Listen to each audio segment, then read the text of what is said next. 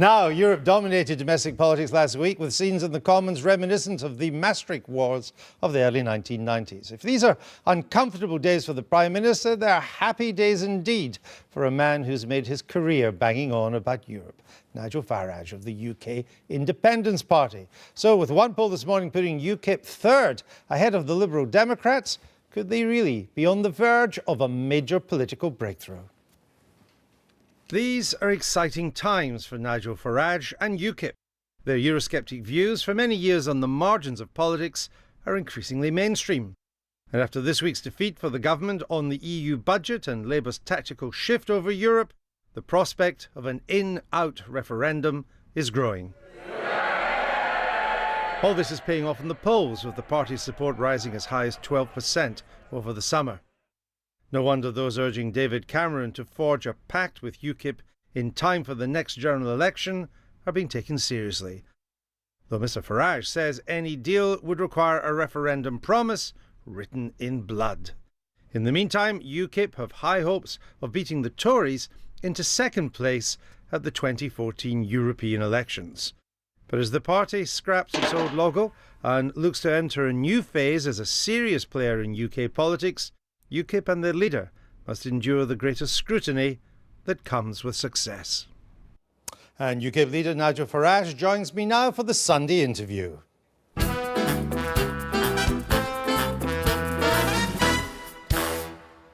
Nigel Farage, welcome. Now, your primary purpose is withdrawal from the European Union. So let's go and look at the economic impact. Let me show you this slide coming up here, because it shows that the EU accounts for 48% of our exports. Even the United States is a poor second at 16%. China way down at 3%.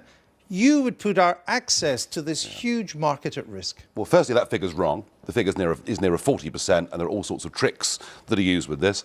But the important thing to recognise is that that figure is falling every single year as the EU becomes a smaller marketplace in the world. Still huge. Now, it's still very important. Well, of course it is. I mean, you know, our next door neighbours are a very important marketplace. But remember a couple of things. Firstly, we trade with the EU at a massive deficit.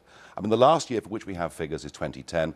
They sold us nearly £50 billion worth of goods more than we sold them. And secondly, you don't need to be in a political union in order to go on buying and selling goods to European countries. I should just point out our figures are from the Office of National Statistics. And look at the India. You've often said, oh, we should be trading a lot more with emerging markets. Look at India, down there at 2%. Well, China 3%. Now, of course, there's a huge upside. I understand that. But it will take years to get these markets to anything like Europe. One of the reasons we're doing so little business with countries like India is because we are prohibited, forbidden, banned from making our own trade deals with any other country in the world, because we're part of a European customs union, and thus our whole thinking for 4 decades has been Eurocentric, and that is a huge mistake. We're living in a global economy. We need to be free and able, as the Swiss are, to do our own deals. Well, you might not think it would be bad for British business if we were to leave, but the people who run British business clearly think it.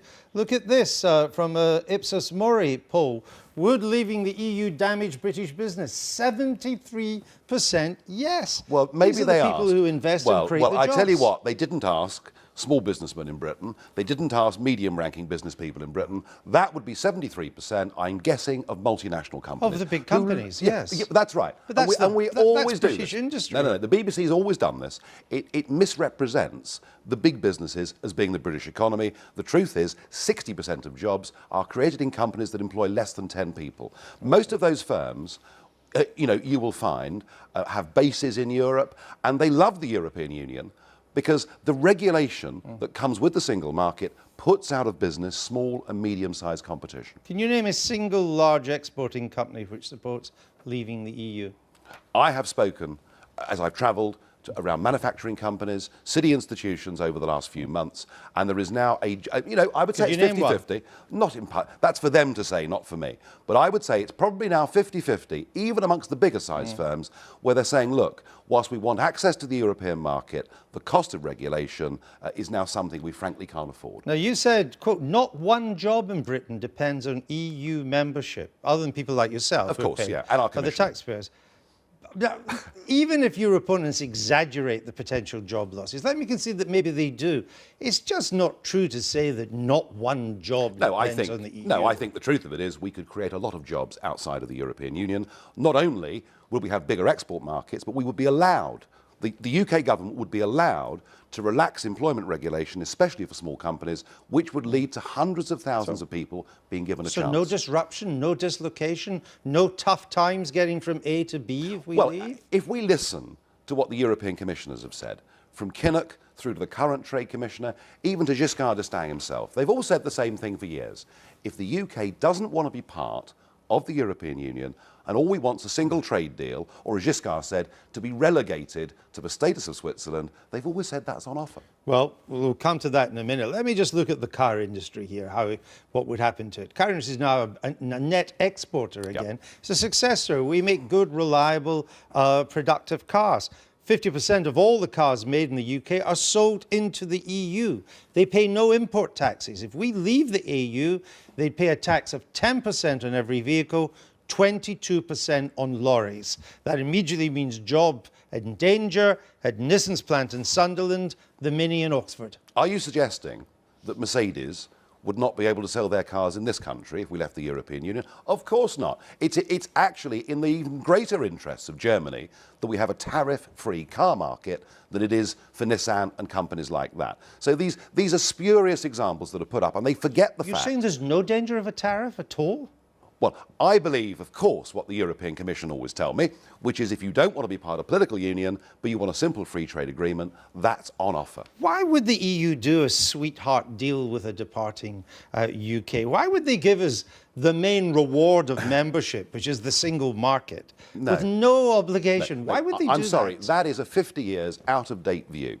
That view talks about a post-war world with high tariff barriers. In the last 40 years, despite of the EU, we've had GATT, we've had the World Trade Organization, we've lived through a period of tariffs being reduced. The primary reason why they would is because, as I've said already in this interview, they sell us £50 billion worth of goods a year more than we sell them. They need us more than we need them. But you're the first person to tell us that the EU often doesn't operate in its own economic interests. Well, if they How can you count on it? Well, if they wanted, at the time of a mega crisis in the Eurozone, to cut off their noses to spite their faces, firstly, I don't believe their own electorates would stand for it, and secondly, they would be in contravention of World Trade Organization rules. I consider that to be highly unlikely. Let me move on to some of your other party policies, because you want to be seen as more than a single issue pressure group. So let's look at your tax and spend. You want to phase out national insurance over 5 years. You also want to phase out national insurance that employees pay as well. Well, this is tax simplification. Right. You know, when you combine national insurance and tax into one. Absolutely. All right. Yeah. So let's assume that washed its face. It might not, but let's assume that did. Where would you find the 55 billion to make up for the employers' national insurance? The abolition of employers' national insurance is a long-term aspiration. Well, you said over 5 years. Yeah, we can't do it overnight. It's a long-term aspiration. So where would you find 55 billion in 5 years? But one thing we could do is we could get rid of employers' national insurance for companies, particularly small companies, taking people on from today. You know, that would make a big difference. No, I understand that, but let me just see. This is what you said in your manifesto. Let me just show you what you said, because these figures of the revenue will be recouped. This is about employers' national insurance. It comes to 55 billion a year, and you say it will be recouped either as PAYE, as a corporation tax, sale tax, which means VAT, or reduced need for a welfare state. So you would have to put VAT up by a lot. You'd have to put income tax up even more, and corporation tax. Well, you have to find 55 billion. What we would have to do is to create wealth and growth in the British economy. And we're firmly of the view that if you reduce regulations, if you get rid of some of the insanities of environmental regulation and green taxes that we're putting on manufacturing industries, that we can create growth in this country. I mean, you know, all parties have a 5-year aspiration. Yeah. This coalition says it's going to get rid of the deficit. Clearly, it's going to fail. Our aspiration is to have a competitive Britain. Yes, but you're going to have to find 55 billion for employers' national insurance. You're going to take everybody out of tax up to 11,500. That's billions more. You're taking away the top rates of tax of 40, 45. That's billions more. You want to spend more and more in defence. I mean, your policies, when you look at, they're just not credible? The policies are based on the idea that we can create growth and that we can enable Britain to be a global trading economy, not one that is too focused on Europe. Let's move on to transparency. The Dennis McShane scandal has brought MPs' expenses back into the news again. There's been lots of attacks on them. You've joined in the attacks. So let's look at your record. You made the following promise in 2009. Let's just look at this. The UKIP are happy to make a pledge of complete transparency. All elected MEPs will provide a clear and traceable quarterly statement of their expense accounts. This will be online on the UK website. Well, we went to the UK website, Transparency Report section. There's no information about your expenses since December 2011. That's nearly a year. Yeah. In fact, we're doing it every 6 months, not quarterly. That seemed a more practical way to do it. And you're quite you haven't right. done it this year at all. I haven't done it this year at all because I simply haven't had time to do it. So I accept that I'm a few months late. But you made a promise. I accept I'm a few months late, but I will get it done as quickly as I possibly can. Well, the last time you said you'd lost your receipts. What's happened this time? No, there were some receipts lost, but so what? You said they were lost in transportation. Well, this time what you have published looks a bit fishy. I mean, we looked at the statements. They seem just round numbers. 10,000 for office costs, 3,000 for communications, 2,000 for stationery, 2,000 for travel. I mean, did you just make these up? Well, no, they're approximates. I've got receipts for most of it. I've got awful lot of receipts that aren't there. But what we're doing... You don't sound clean on this. We're not actually or compelled to show anything. But what we are showing... No, but you promised in your manifesto that that's what you would do, and you haven't done it. Well, we're doing it every 6 months, not every quarter, which is a practical application of it. And we are showing where we're spending our money. Well, you have a funny idea of what 6 months is. Take your deputy, Paul Nuttall. We've had him on the Daily Politics. He's becoming a bit of a name. You're no longer a one-man band. That's a good thing. He's declared nothing since January to July 2011. Surely that's not acceptable. He's 18 months behind. No, but he's got to get his house in order. Clearly he has. Will you have a word with him? I certainly will. And I accept that I'm a few months late getting my stuff up, but I will do it. It's a bit of a shambles, really. And you've now got Neil Hamilton sitting in your national executive. I would suggest elected by our members. No, I understand that, but I would suggest that means you really have to be whiter than white. Well, unlike a lot of things that have happened in the last 3 years, Mr. Hamilton was convicted of nothing.